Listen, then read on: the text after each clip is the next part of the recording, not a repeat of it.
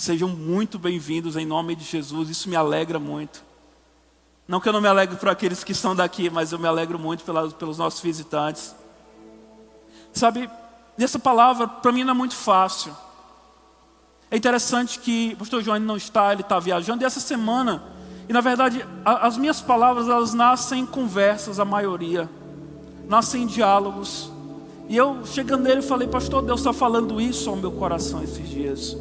Isso queima de um modo diferente no meu coração. Ele falou, pois é isso, meu filho. Pois o que queima no teu coração seria exatamente. E o pastor João me mandou uma mensagem hoje à tarde. Ele falou, Márcio, vai lá. Porque aquilo que tu prega hoje seria aquilo que eu pregaria se eu estivesse aí hoje. Então a gente está ligado numa palavra. Tem uma palavra sobre a Aliança Jovem nessa noite. Amém? Quantos creem nisso? É uma palavra do Senhor. Eu tenho compartilhado um pouco dessa indignação do nosso coração, do meu coração. Porque eu tenho pensado muito sobre o impacto que o Evangelho deveria ter em nós. Sabe, eu acredito que esse é um tempo, eu estava até falando aqui antes do culto começar. A gente poderia pregar muitas coisas, né? Tem muita coisa que a gente poderia falar. Mas sabe, há algo que não vai mudar nesse tempo. Evangelho, cruz, Jesus, vida com o Senhor. Não é tempo da gente celebrar ainda. É tempo da gente continuar cantando para o Senhor. Vai chegar o tempo. Mas é tempo da gente subir o nosso nível. Tem uma imagem que eu pedi para os irmãos projetarem aí. Primeira imagem, não sei se deu certo. Essa imagem tem estado na minha cabeça esses dias. O nome desse rapaz, eu creio que é Rafael Braz. Campeão olímpico brasileiro. O cara que saltou dos maiores jogos, dos melhores atletas do planeta. Ele saltou mais alto do que todos. Um brasileiro. E sabe, essa imagem tem estado no meu coração porque, não sei se vocês sabem, o nome dessa barra transversal em cima se chama sarrafo. E é tempo de nós, como igreja do Senhor, subirmos um pouco ele. Enquanto a gente adorava, o Senhor me falava que para aqueles que têm fome, sobram oportunidades. E para aqueles que não querem, sobram argumentos. Veio muito forte no meu coração essa palavra enquanto o Herbert cantava. Esse é um tempo muito pontual da nossa vida como igreja. E eu tenho me questionado, sabe, do impacto que o Evangelho, eu não digo só um versículo, ou só um capítulo, ou só uma leitura da Bíblia, mas o impacto que o Evangelho tem surtido no meu coração. Eu não falo do impacto que um pastor precisa para pregar, eu falo do impacto que nós precisamos para viver. O que o Senhor tem me falado? O que o Evangelho tem feito diferente na minha vida? Eu lembro muito como nunca na minha vida esse texto tem feito um sentido. Quando Jesus nos manda sermos simples como pombas e ao mesmo tempo prudentes ou astutos como serpentes. Não são tempos fáceis, amém, irmãos? Eu não falo só de pandemia. Mas esse tempo eu creio que o Senhor quer nos levar a não ter diferença entre fé e posicionamento. Não tem uma diferença entre aquilo que eu digo que creio e aquilo que os meus atos mostram. Porque é o meu posicionamento que vai determinar tudo na minha vida. Ah, pastor, o senhor não acredita na graça? Claro que eu acredito, é a maior doutrina da Bíblia. Mas a graça não diz que eu não tenho que fazer nada. A graça me diz que aquilo que eu não poderia fazer por mim, Jesus já fez. Uau! Mas eu preciso fazer muitas coisas depois que eu entendo essa verdade. Então o meu posicionamento que vai determinar tudo da minha vida. O meu tamanho, os meus limites, o meu testemunho, a minha família, os meus filhos, até os milagres que eu vou viver. Eles estão esperando o posicionamento meu. E a gente precisa entender que todos os homens de Deus, todos os grandes homens de Deus que passaram nessa terra, eles tiveram uma coisa em comum. Um encontro com o Senhor que mudou a vida deles. Não um encontro somente de um final de semana, mas um encontro que transformou os atos dele em algo diferente. Um encontro que impactou tudo na vida deles. Eles tiveram uma experiência com o Senhor e essa experiência frutificou. Eu quero falar um pouco nessa noite sobre um posicionamento à altura de um chamado. Eu necessito, povo de Deus, me posicionar de acordo com aquilo que Deus tem estabelecido para eu caminhar nesse tempo. Quantos aqui entendem isso? Eu preciso me posicionar de acordo com algo, porque a gente imagina às vezes que posição é somente algo, uma postura minha, para eu receber algo do Senhor, quando na verdade é o contrário. Posição não é algo que eu faço para eu receber, posição é a mudança que acontece em mim depois que eu recebi algo do Senhor. Porque precisa ser visto, irmãos. Aquilo que queima em nosso coração, ele precisa ser visto aí fora. Eu preciso me posicionar de acordo com o que Deus tem, porque a Bíblia ela é cheia dessas matemáticas de Deus que são alteradas. Sansão, todos conhecem a história desse homem, amado por Deus, escolhido por Deus, ungido por Deus, fortalecido pelo Senhor, alto, forte, bonito. Terminou a sua vida como um palhaço. Deus quis isso para Sansão, irmãos? Não. Saul, como ele não havia tão belo, poderoso em palavras, poderoso em estatura, o primeiro rei de Israel, terminou seus dias morrendo como um covarde. Deus queria isso para Saul, irmãos? Não. Então todas as vezes que eu não me posiciono de acordo com algo que está no coração de Deus, eu fracasso.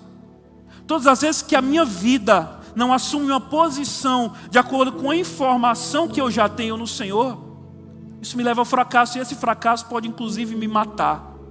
Quantos aqui entendem isso? Esse fracasso pode me levar à morte. Mas por outro lado nós temos homens de Deus que fizeram o contrário.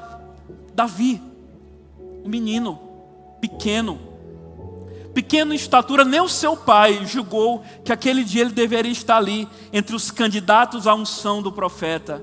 Ele estava lá no pasto, fedendo a ovelha, pequeno diante dos homens, gigante diante de Deus. Um homem sim que pecou muito, mas um homem que todos sabem que foi um homem segundo o coração de Deus. Então, a matemática de Deus é invertida nesse tempo, irmãos. Não é tempo de especular, é tempo de viver essa revelação do Senhor.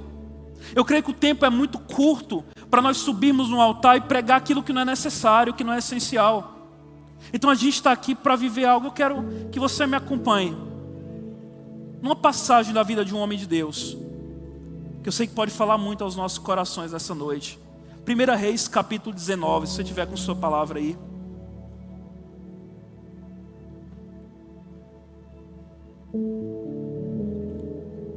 A partir do verso 3.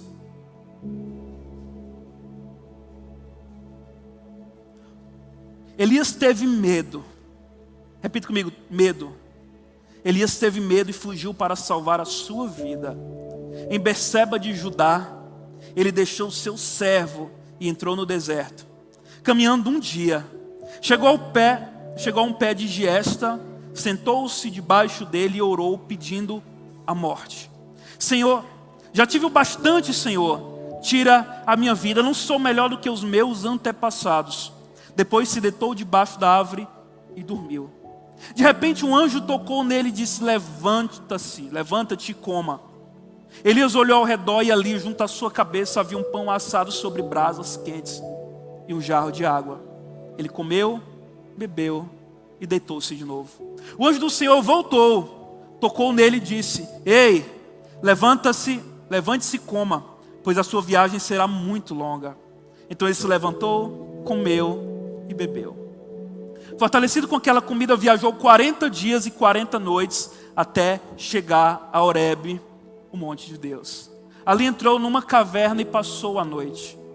E a palavra do Senhor veio a ele: o que você está fazendo aqui, Elias? E ele respondeu: tenho sido muito zeloso pelo Senhor, o Deus dos exércitos. Os israelitas rejeitaram a tua aliança, quebraram os teus altares, mataram os teus profetas à espada, e eu sou o único que sobrou. Agora também estão procurando matar-me, e o Senhor lhe disse: saia e fique no monte, na presença do Senhor, pois o Senhor vai passar. O texto continua, versículo 13. E uma voz lhe perguntou mais uma vez: o que você está fazendo aqui? E ele respondeu mais uma vez ao Senhor: tenho sido muito zeloso pelo Senhor, Deus dos exércitos.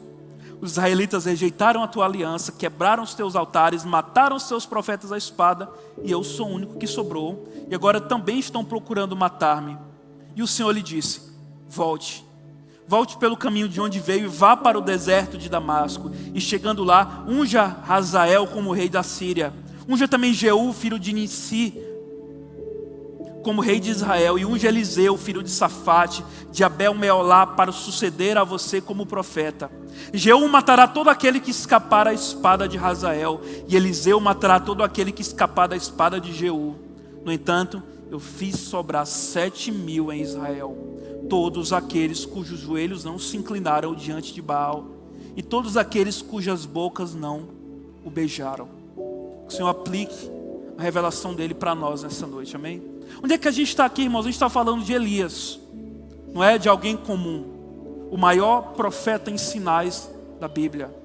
Aquele que, há um capítulo antes, versículo 16, no capítulo antes, ele estava no Monte Horebe, no Monte Carmelo, na talvez maior demonstração, ou uma das maiores da Bíblia, do poder de Deus, da confiança de um homem de Deus.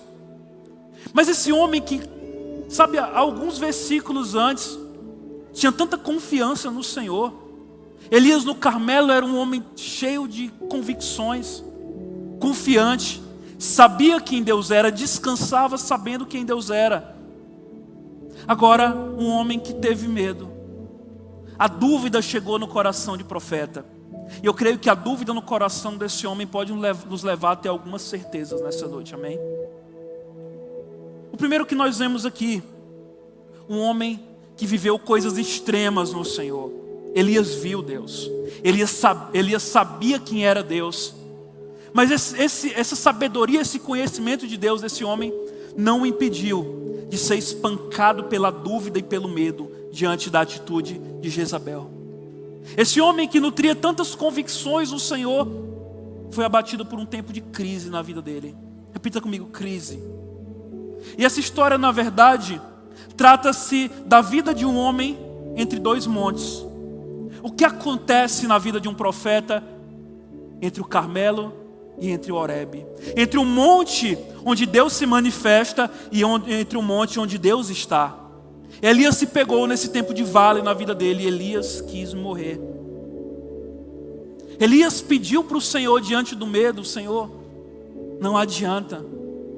Porque sabe, aliança jovem, convicções em Deus, elas precisam ser renovadas. Uma vez um sábio falando, eu escutei essa história essa semana, como é que um homem de Deus se enche do poder de Deus. E ele falou para esse jovem, para esse pequeno aprendiz, esse pequeno padawan que foi até ele: ei, entra dentro do rio com uma peneira e lá você vai saber o que é ser cheio de Deus. Ele falou: ué, mas ele foi. E ele entrou dentro do rio com aquela peneira na mão, e ele percebia que sempre que ele enchia a peneira com aquela água se derramava. Sim ou não? É o que acontece. E ali ele entendeu que à medida que um homem se enche de Deus, é à medida que ele permanece em Deus. Nós não temos currículo espiritual, nós não temos gordura espiritual para queimar. À medida que nós vamos viver o que Deus tem, é permanecendo nele, irmãos, eu creio. Você não é melhor do que eu, você não é mais forte do que nós. E tenha convicção, não importa o que você já tenha vivido em Deus no passado, se não houver uma porção para o dia de hoje, a gente cai, a gente fraqueja. Então, Elias estava aqui. E na verdade eu acho muito interessante os diálogos de Deus com Elias. Deus é muito prático. Eu acho que quanto mais eu me aproximo de Deus, ele é prático comigo. No primeiro momento, Deus mandou o anjo e falou: ei, cara, sai dessa, come e vai. Deus não dialogou com Elias. Deus não expôs um tratado teológico para Elias. Deus não falou: Elias, meu filho, vem aqui para os meus braços, agora a gente vai dançar. Elias, senta aqui no meu colo que agora você vai deitar na minha presença. Elias, vem aqui que agora eu vou te ensinar, porque Elias já sabia. E eu não sei se a minha convicção é equivocada essa noite, mas estou falando para pessoas que já sabem muito de Deus. Para pessoas que caminharam muito com o Senhor. E Deus manda um anjo e fala assim: ei, diante daquilo que tu já viveu, come e levanta, porque o caminho é longo. Por 2 vezes Deus fala com o profeta e ele comeu e foi. E quando chegou no Horebe, 40 dias andando, é longe, mais longe que João Lisboa, né, Joaquim? É longe. 40 dias depois, ele chega para Deus no Horebe. E sabe, as perguntas de Deus, eu não sei se você já se perguntou isso. As perguntas de Deus me chamam a atenção. Por que um Deus que sabe todas as coisas ainda assim pergunta? Por que um Deus que luz e trevas para Ele é a mesma coisa, que passado e futuro para Ele é a mesma coisa, deseja nos perguntar algo? Já se parou para pensar isso? Já se perguntou por que Deus pergunta? E eu creio que eu entendo que todas as vezes que Deus pergunta algo para um homem é para saber se aquilo que está no coração daquele homem é aquilo que também está no coração de Deus. Deus simplesmente pergunta algo para Elias. Deus foi muito objetivo mais uma vez. Ei, Elias, o que você está fazendo aqui? O que tu está fazendo aqui, homem? O que você está fazendo aqui? Essa pergunta de Deus precisa mexer conosco, porque para um homem que viveu propósitos grandes no Senhor, essa é uma pergunta boa a ser feita. E mais uma vez, depois de Elias perceber algumas coisas de Deus, Deus pergunta a mesma coisa para Elias, a segunda vez. Elias, o que você está fazendo aqui, cara? Sabe, Aliança Jovem, eu entendo que o lugar de Elias não era ali. Ele já tinha visto muita coisa, ele já tinha vivido muita coisa em Deus. E esse profeta foi encontrado por Deus debaixo de uma árvore pedindo a morte. Muitas vezes nós podemos chegar nesse ponto e falar, eu jamais falaria isso para Deus, eu jamais diria isso para Deus. Mas irmãos, essa é uma realidade, porque Elias, muitas vezes somos nós. Sabemos muito de Deus, temos muitas convicções do Senhor, mas todas elas um dia serão provadas pelo Senhor. Você crendo ou não. Não é maldição, não é praga de pastor não, amém, irmãos? Toda convicção que nós nutrimos no Senhor chega a um ponto. Talvez não chegou para a sua vida. Talvez você não tenha sido aprovado só porque não chegou. Ou talvez você já tenha sido aprovado, mas toda convicção que eu nutro no Senhor, em algum momento ela vai ser provada. Todo homem de Deus um dia vai ter um encontro com Ele. E a resposta de Deus não poderia ser mais prática. Versículo 15. Volta. Deus falou um verbo para Elias. Volte. Retorne ao lugar do seu propósito. Volte ao caminho do teu propósito. Elias, porque está difícil. Mas com o teu conhecimento você já deveria ter entendido. O teu conhecimento que você tem de mim deveria ter habilitado a ver o que eu ainda estou fazendo. Porque, meus irmãos, a gente não sabe de nada, para falar a verdade. Somos um bando de gente que não sabe de nada e que em algum momento começa a achar que sabe de alguma coisa de Deus. E as respostas de Elias, o choramingo de Elias, eu creio que não abateu o coração de Deus. O problema de Elias, irmãos, é que mesmo ele tendo visto muito de Deus, ele deixou de ver algo que ele ainda não tinha percebido. Ele deixou de ver que o Deus, que aparentemente não estava fazendo nada na vida dele, ainda tinha muita coisa para fazer. E mais, o Senhor completa para Elias, eu gosto do jeito que Deus fala, me empolga isso. Elias, você não sabe de nada e mais. Você tem um rei para ungir de Israel, isso está no meu controle. Você inclusive tem um Deus para ungir no povo que não é meu, no povo da Síria. E você vai ungir ele. E na verdade, Elias, você tem um profeta para ungir no seu lugar, que você nem sabe, mas eu já tenho o teu sucessor. E para que você fique caladinho, homem de Deus, você não sofre sozinho. Assim como você, que acha que sofre só, tem 7.000 profetas que eu separei para mim e que eles também estão sofrendo e vencendo, assim como você deveria estar vencendo. Uau! Uau! Como o nosso Deus tem respostas para a nossa vida. Eu quero trabalhar um pouco alguns aspectos. Eu sei que é muita coisa para ser falada. Esse texto daria para a gente tirar várias mensagens. Mas o primeiro ponto que eu quero trabalhar, um legado. Um legado, ele é construído quando nós vivemos à altura de um chamado em Deus. Isso constrói um legado. Deixa eu te perguntar, se eu pudesse te perguntar nessa noite, onde é que você quer chegar, afinal de contas? Porque eu percebo, e esse é o sofrimento do ministro, né, Carol, né, Renan? Esse é o sofrimento de quem decide chegar mais perto de Deus. Porque Deus sempre está disposto a ter um diálogo mais profundo com quem quer estar mais perto dele. Qual a medida de revelação que Deus tem sobre a sua vida? Ou que a sua vida já aprendeu de Deus? Porque essa história me fala de um Deus que se move no secreto. Um Deus que reservou para si 7.000 homens no secreto. E um Deus que também deseja que nós tenhamos uma fome e uma sede por Ele, que é nutrida e alimentada no secreto. Perceba que esse Deus não mudou, que esse Deus não diminuiu o seu poder, que esse Deus não se escondeu a mão. Mas não é porque, Aliança Jovem, eu não estou vendo um mover de Deus hoje, que Deus deixou de se mover. Não é porque eu não consigo contemplar milagres e bênçãos que eu vou choramingar. Em uma coisa que eu aprendi no começo da minha caminhada. Eu tive um mentor que falou isso: ei, meu filho, Deus não te comove com teu choramingo, não. Deus te comove com uma posição. Ou como dizia Billy Graham, a cruz não é atraente porque ela não negocia com as minhas vontades. A cruz, ela me mata. Deus não está afim de negociar com as minhas vontades. Deus está afim de que você morra na presença dele, e que daí surja algo novo. O nosso problema, irmãos, é que a gente quer mover no sobrenatural, mas não está conseguindo nem mover no natural. A gente quer viver coisas extraordinárias, a gente quer que Deus fale conosco, quer no reteté, quer a bênção, quer o mover, quer cair, mas você está obedecendo no natural, porque é incoerente. Ou a gente ora: Senhor, abre os céus, rasga os céus. Mas que céu rasgado é esse? Que céu aberto é esse que não leva eu a abrir a minha Bíblia na presença dele? Que céu aberto é esse que vai ser gerado se eu não fecho a porta do meu secreto e lá eu gero coisas no Senhor? Evangelho, irmãos, é poder de Deus. Por isso não envergonhe o nome do Senhor com a falta de posição. Evangelho é muito precioso. E sabe, eu estava observando alguns homens de Deus. E eu falei: Senhor, eu não choro ainda. Eu não choro ainda como eu deveria. Eu não gemo ainda como eu deveria. Porque nós, Aliança Jovem, temos a melhor notícia desse mundo. A melhor coisa que poderia acontecer com qualquer pessoa aconteceu conosco.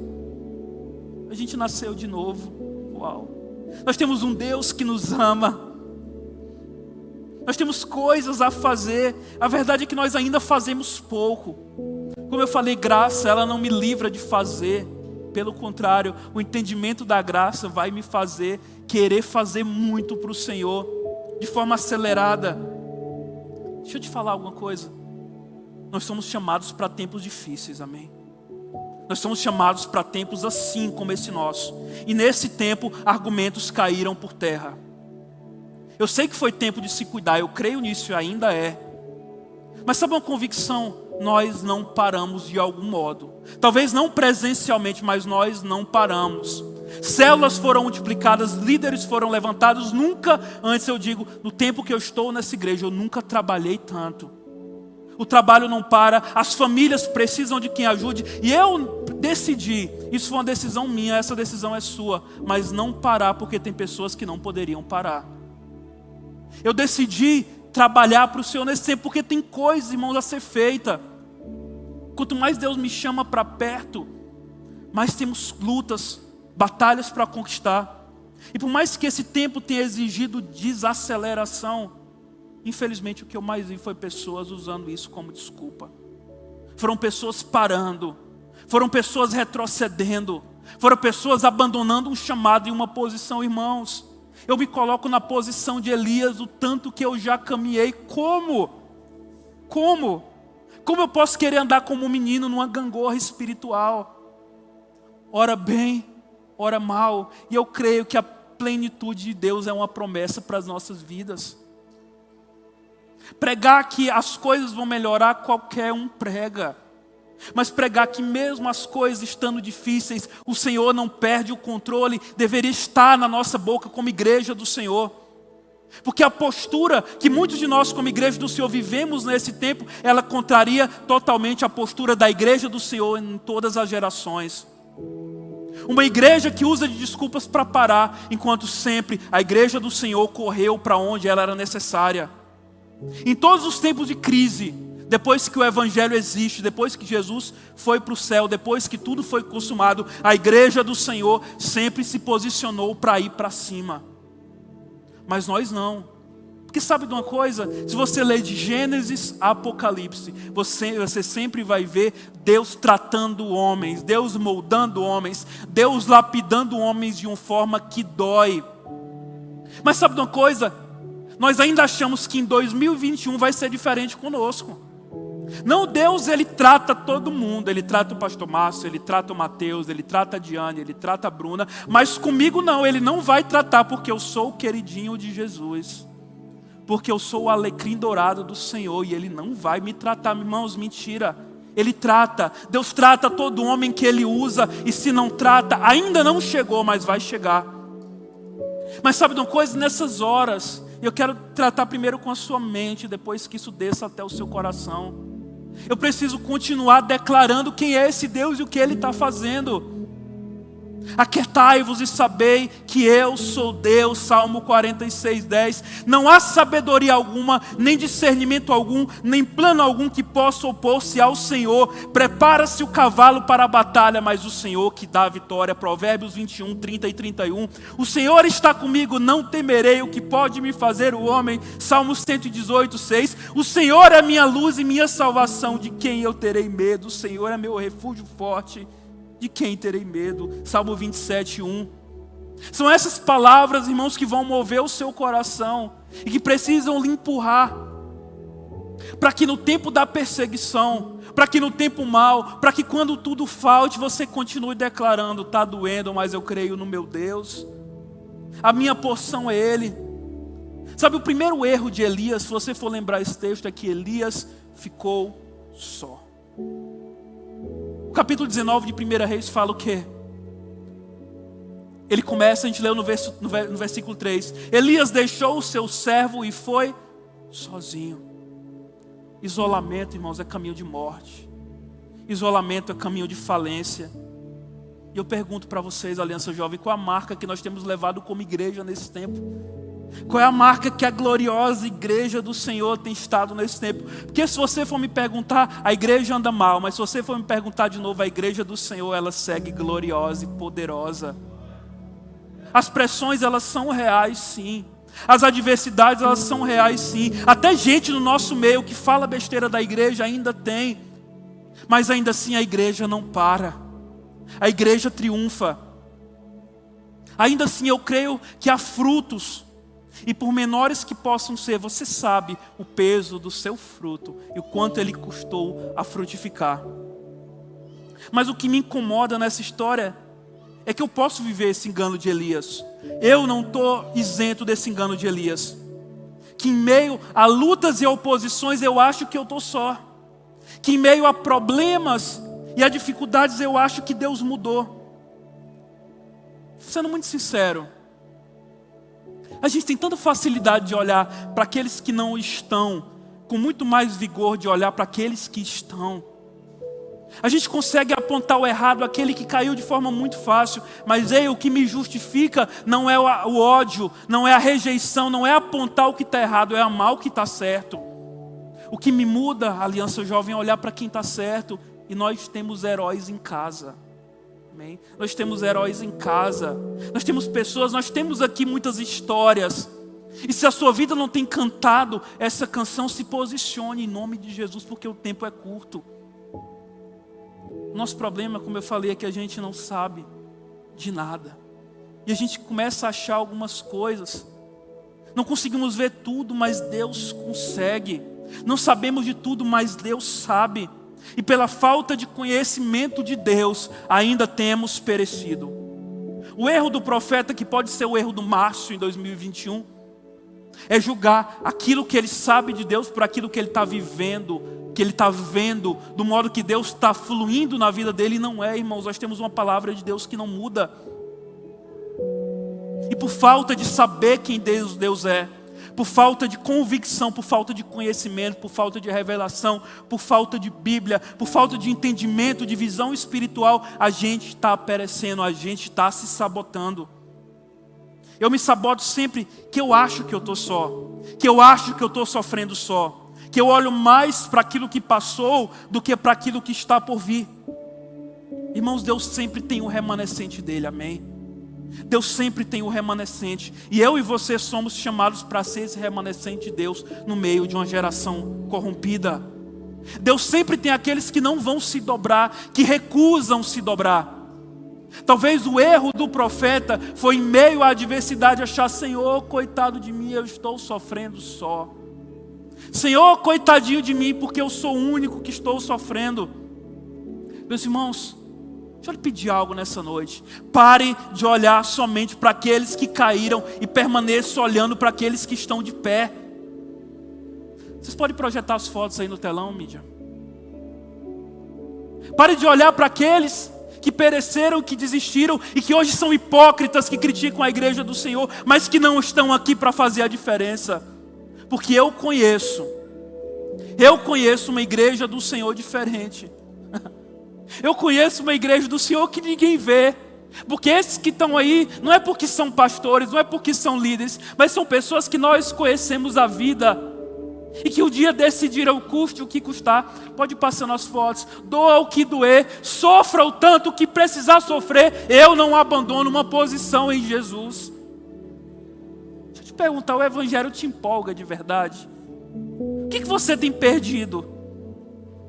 Sabe por que há lugares proféticos, há destinos proféticos que estão sendo lançados sobre nós. Mas sabe, a nossa incredulidade, a nossa falta de visão do Senhor pode impedir que o Deus que faz novas todas as coisas faça algo novo na nossa vida. Eu creio numa igreja gloriosa, eu creio em pessoas que não têm se dobrado em circunstâncias. Nós somos falhos sim, nós somos pecadores sim, nós choramos sim, nós falhamos sim.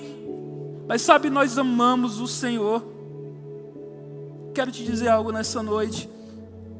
Você está aqui semana após semana, dia após dia, sendo amado, sendo empoderado pelo Senhor, sendo ministrado pelo Senhor, sendo equipado pelo Senhor. Então pare de olhar para a palavra de um endemoniado que fala uma besteira na tua vida. Esse púlpito aqui é limpo, povo de Deus. Quem está aqui não é quem quer, é quem Deus escolhe. Então a gente está aqui lançando decreto sobre a sua vida, lhe abençoando, dizendo: ei, você é vencedor, ei, você é capaz, ei, se posicione, ei, eu acredito de você, ei, larga esse pecado, ei, muda de vida. Mas chega uma pessoa, um frio, alguém que não tem vida com Deus e fala qualquer coisa para você, e às vezes você acredita nisso. Povo de Deus, é tempo da gente despertar. E pode deixar essas fotos rolando. Glória a Deus, pastor Cristóvão, eu amo sua vida. Eu quero te dizer algo nessa noite. Há lugares proféticos que estão reservados para você. Mas tem uma condição. Não é se o diabo deixar. Ele não tem autoridade sobre a sua vida se você está em Cristo. É se a sua posição, se você tem conseguido viver de acordo com a palavra que tem sido liberada sobre a sua vida. Que palavra é essa, irmãos? Crer. Ora, sem fé é impossível agradar a Deus, pois aqueles que dele se aproximam precisam crer que ele existe, que ele é recompensador daqueles que o buscam. Hebreus 11:6. Conservemos os nossos olhos fixos em Jesus, pois é por meio dele que a nossa fé começa e por meio dele que ela é aperfeiçoada. Hebreus 12:2. Porque nós não somos dos que retrocedem e são destruídos, mas dos que creem e são salvos. Hebreus 10:39. Não atentamos nas coisas que se veem, mas nas que não se veem, pois que aquilo que se vê é temporal e aquilo que não se vê é eterno. 2 Coríntios 4:18. Caminho de milagres, irmãos. Caminho de vitória, de prosperidade, todos querem. Pergunte para alguém que está passando nessa rua, ele vai querer também. É maravilhoso ver o poder, ver a graça, ver a unção, ver a mudança de Deus na nossa vida. Mas as pessoas não, a gente não pode entender, e as pessoas não podem entender que aquilo que elas veem na nossa vida é mais importante do que aquilo que ninguém vê. É uma das frases que o pastor Nato mais fala. Nosso pastor sempre declara o quê? Que aquilo que todo mundo vê é sempre produto daquilo que ninguém vê.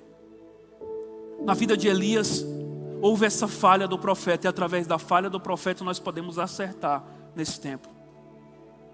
Sabe, as pessoas elas podem esquecer daquilo que eu faço. Talvez as mídias, os vídeos, as lives, elas podem com um clique ser apagadas.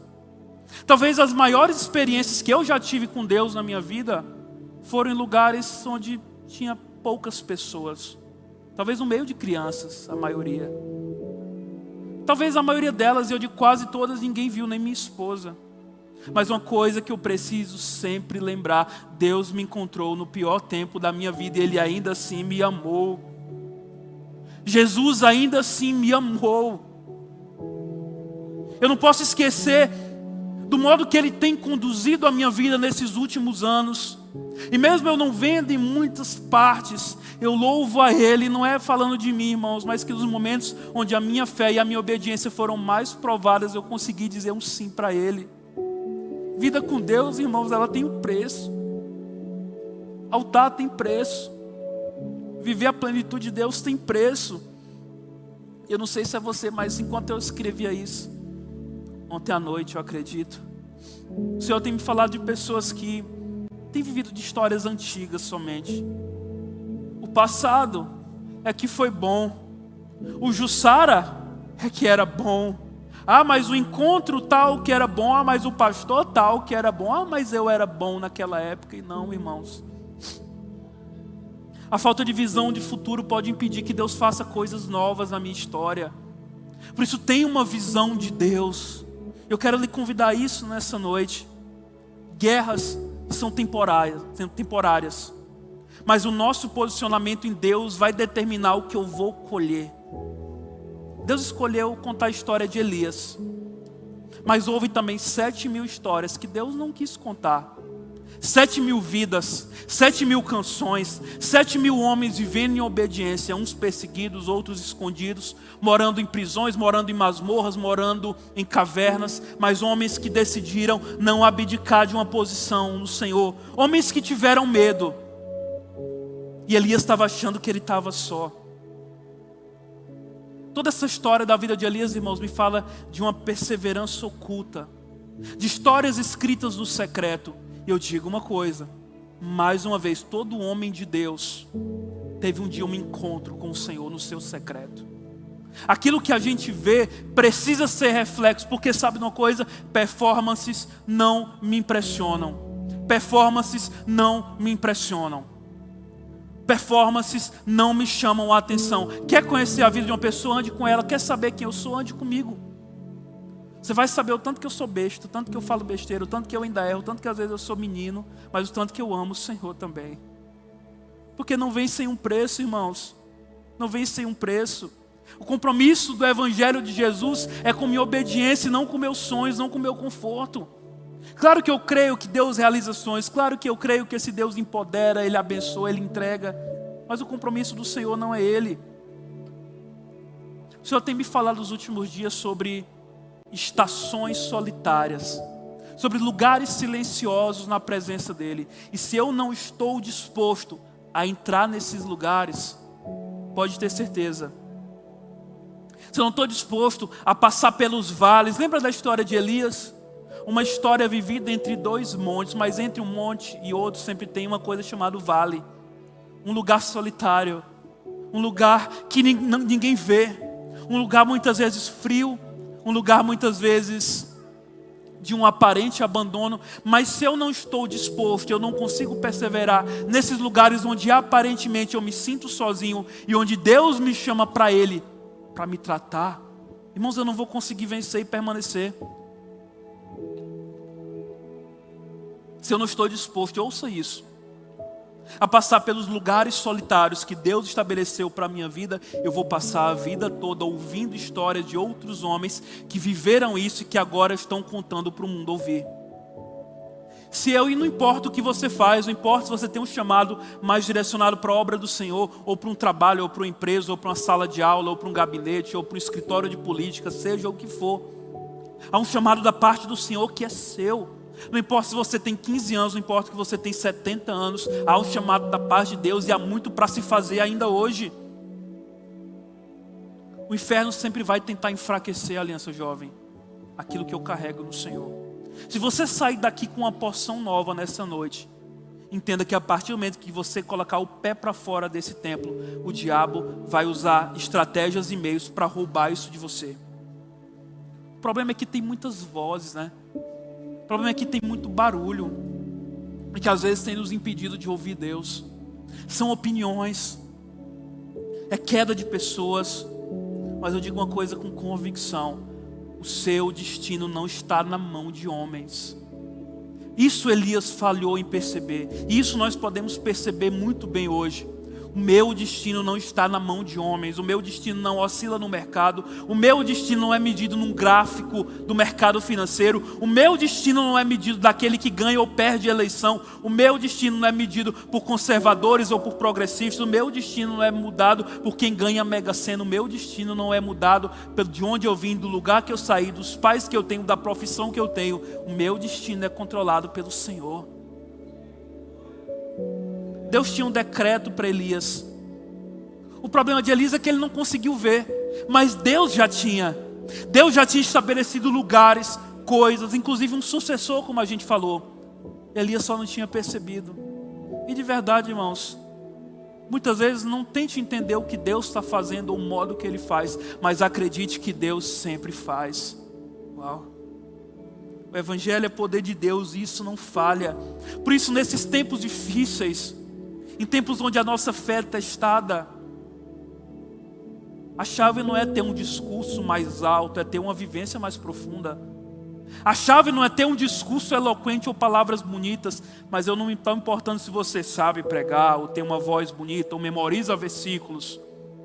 Você pode falar, nós foi, nós vai, nós fomos. Mas a pergunta é, teu coração está no Senhor? Isso tem te levado a mudar.